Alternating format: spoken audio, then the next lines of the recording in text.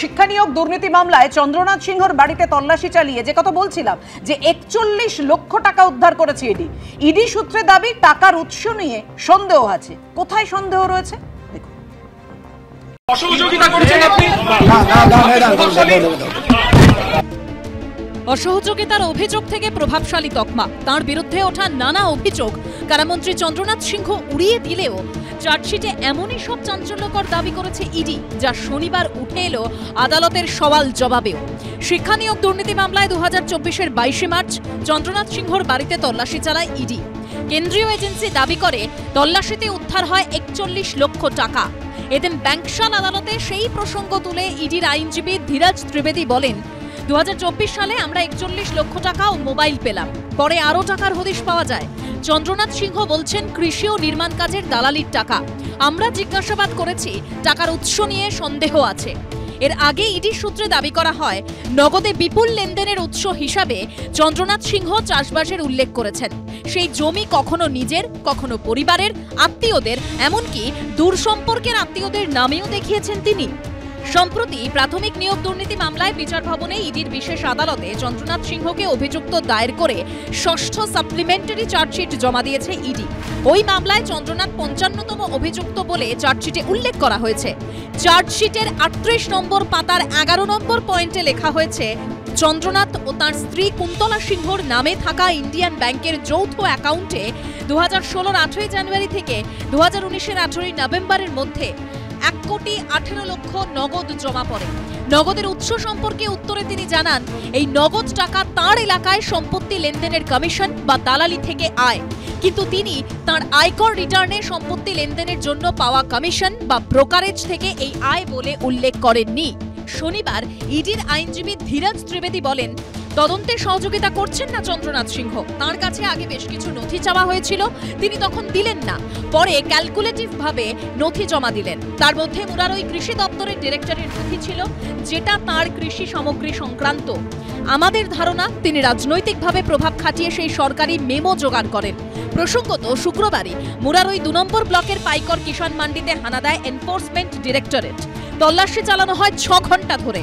সূত্রের দাবি, এই কিষাণ মান্ডিতেই ধান বিক্রি করেছিলেন মন্ত্রী চন্দ্রনাথ সিংহ। ইডির তরফে মুরারই ২ নম্বর ব্লকের কৃষি আধিকারিককে চিঠি দেওয়া হয় একাধিক তথ্য জানতে চেয়ে।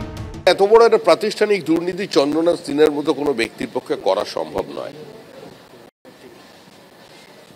যেটা হয়েছে সেটা সম্পূর্ণভাবেই তৃণমূল কংগ্রেসের বদান্যতায়, অনুপ্রেরণায়, অনুমোদনে হয়েছে। সুতরাং একা পার্থ চট্টোপাধ্যায় কিংবা চন্দ্রনাথ সিনহা এর ঘটনার জন্য দায়ী এরকম নয়। তবে তদন্ত চলছে, ইডি নড়ে চড়ে বসেছে। এদিন আদালতে ইডির আইনজীবী আরও দাবি করেন, চন্দ্রনাথ সিংহর নামে যে আয়কর জমা দেওয়া হয়েছিল তাতেও একাধিক লেনদেন বা টাকার উৎস অন্ধকারে রাখা হয়েছিল। এর আগে ইডির চার্জশিটের ৩৮ এবং ৩৯ নম্বর পৃষ্ঠায় উল্লেখ করা হয়, ২০১৬ সালে ভারত সরকার ইনকাম ডিসক্লোজার স্কিম চালু করে, যার মাধ্যমে কেউ ৪৫% জরিমানা দিয়ে নিজের না দেখানো সম্পত্তি দেখাতে পারে। এই প্রকল্পে চন্দ্রনাথ সিংহ প্রায় ২ কোটি টাকার সম্পত্তি দেখান, ফলে তার জরিমানার অঙ্ক দাঁড়ায় প্রায় ৯০ লক্ষ টাকা। চন্দ্রনাথ সিংহ জানান, জরিমানার এই ৯০ লক্ষ টাকা তিনি ইন্ডিয়ান ব্যাংকের একটি অ্যাকাউন্ট থেকে ইনকাম ট্যাক্স ডিপার্টমেন্টকে মিটিয়ে দেন। দীর্ঘ শীত ঘুমের পর ভোট এলেই কেন্দ্রীয় এজেন্সি যেভাবে তৃণমূলের নেতাদের বেছে বেছে এমনভাবে তারা একটা পরিস্থিতি তৈরি করিয়ে দেয় যাতে একটা নেতিবাচক বার্তা যেন রটে যায়। এত মাস পরে হঠাৎ এখন নরেন্দ্র মোদী একটু ভোট ভোট ভোট ভোট বলে যাওয়ার পর এগুলোর মানে কি? তো সেটাই আদালতের মাননীয় বিচারক তিনি সেই প্রশ্ন করেছেন। এদিকে শনিবার ফের নিয়োগ দুর্নীতি মামলায় জীবনকৃষ্ণ সাহার পিসি মায়া সাহাকে তৃতীয়বার জিজ্ঞাসাবাদ করে ইডি। পার্থপ্রতিম ঘোষ, সুকান্ত মুখোপাধ্যায় ও রঞ্জিত সাবের রিপোর্ট, এবিপি আনন্দ। পার্থদা, দেখুন, এই যে শিক্ষা দুর্নীতির পাকচক্র শুরু হয়েছিল সেই তৎকালীন শিক্ষামন্ত্রী পার্থ চট্টোপাধ্যায়কে দিয়ে। তারপর এই চক্র ঘুরতে ঘুরতে কোথায় এসে পৌঁছলো? যার দায়িত্বে জেল সেই কারামন্ত্রী চন্দ্রনাথ সিংহের নাম জড়িয়েছে। অর্থাৎ এই জাল কতদূর ছড়িয়ে আমরা জানি না, কিন্তু সাধারণ মানুষ সত্যি তো এটা জানতে চায়। এই যে দুর্নীতির যে পিরামিড, সেই মাথা পর্যন্ত কি কেন্দ্রীয় এজেন্সি পৌঁছতে পারবে? এক্স্যাক্টলি। ফলে এখানে এই চন্দ্রনাথবাবুর ঘটনা থেকে আবার প্রমাণিত হচ্ছে যে পশ্চিমবঙ্গে শিক্ষা দুর্নীতিটা ছিল একটা বড় প্রাতিষ্ঠানিক অপরাধ এবং ষড়যন্ত্র যদি বলা যায়, যে একটার পর একটা মন্ত্রী বিধায়ক সকলেই বেরিয়ে আসছে, তাদের নাম যুক্ত হচ্ছে। কিন্তু সবচেয়ে জরুরি বিষয় হচ্ছে এটা যে কুণালবাবু একটু আগে বলছিলেন, ভাবটা এমন ঠিক সারদার পরে পরে মুখ্যমন্ত্রী বলেছিলেন যে যা গেছে তা যাক। আর এখানে সুপ্রিম কোর্টে 26,000-এর চাকরি চলে যাওয়ার পর এখন শাসক দলের এরকম একটা ভাব আসছে যে যা হওয়ার তো হয়েই গেছে, 26,000-এর গেছে, ফলে ওই এপিসোডটা শেষ, ফলে আবার তদন্তের কি দরকার। কিন্তু মুশকিলটা হচ্ছে এই তদন্তটা যদি অসম্পূর্ণ থেকে যায় তাহলে হচ্ছে যে কারণের জন্য গত 2 রবিবার ধরেই ছেলেমেয়েরা 35,000 চাকরির জন্য দৌড়াচ্ছিল সেটাও অসম্পূর্ণ থেকে যাবে, অধরা থেকে যাবে, যদি না এই নেটওয়ার্কটার শীর্ষ পর্যন্ত পৌঁছানো যায়, অর্থাৎ দুর্নীতি কোথার থেকে হয়েছিল সেটা বোঝা যায়।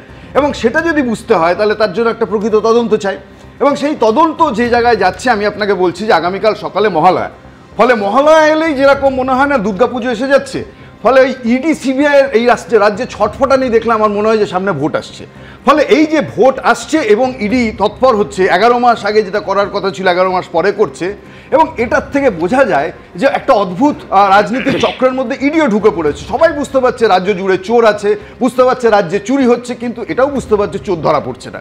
ফলে এই যে চোর ধরা পড়ছে না, চুরি হচ্ছে, এটা প্রত্যেক দিন কখনো চাকরি চুরি হচ্ছে, কখনো বালি চুরি হচ্ছে, কখনো কয়লা চুরি হচ্ছে। কার্যত উনি যে জেলার মন্ত্রী সেটা হচ্ছে চুরির একটা এপিসেন্টার। আপনি যদি বলেন গরু পাচার, কয়লা, পাথর, বালি, এই সমস্ত কিছু হচ্ছে ওই অঞ্চল থেকে হয়, এবং প্রভাবশালী এরা হবেন না তো কারা হবেন, এবং প্রভাবশালী বলেই তো একজন মন্ত্রী বলতে পারছেন রাজ্যের যে আমার 13 কোটি টাকা কোত্থেকে এসেছিল আমি ঠিক বুঝেই উঠতে পারছি না, মনে নেই।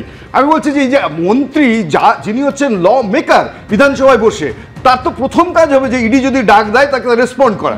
ফলে তিনি বলছেন যে আমার মনে পড়ছে না, এবং তিনি যাচ্ছেন না যতক্ষণ না বাধ্য হচ্ছেন। আমি বলছি যে এই জিনিসটাই হচ্ছে আমাদেরকে ফেস করতে হচ্ছে। তৃণমূল বরাবর বলে দুর্নীতির বিষয়ে জিরো টলারেন্স নীতিতে চলে।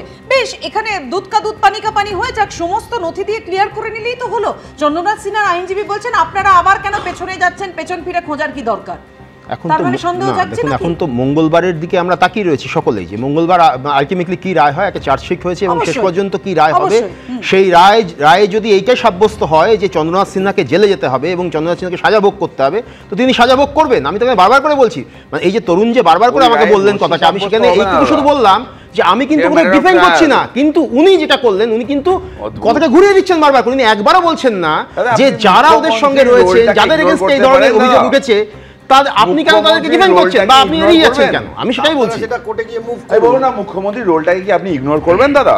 মুখ্যমন্ত্রী কিছু জানে না বলতে চাইছেন? যখন মুখ্যমন্ত্রীকে চিঠি করতো, আপনাকে মনে করিয়ে দিই যে অ্যাডভাইজারি কমিটি এটা অ্যাপয়েন্ট হয়েছিল, কে করেছিল দাদা? মুখ্যমন্ত্রী করেছিল। সুপারনিউমারি পোস্ট কে করেছিল? মুখ্যমন্ত্রী করেছিল। সুপারনিউমারি পোস্ট নিয়ে তো সুপ্রিম কোর্টে গিয়েছিল, আপনারা গিয়েছিলেন সুপ্রিম কোর্টে। মুখ্যমন্ত্রী নিজে পার্থ চট্টোপাধ্যায়ের সাথে দাঁড়িয়ে বলেছিল এই অ্যাডভাইজারি কমিটির কথা, এটা অন রেকর্ড এবং ক্যামেরাতে সবাই দেখেছে। তার মানে মুখ্যমন্ত্রী তিনি জানতেন।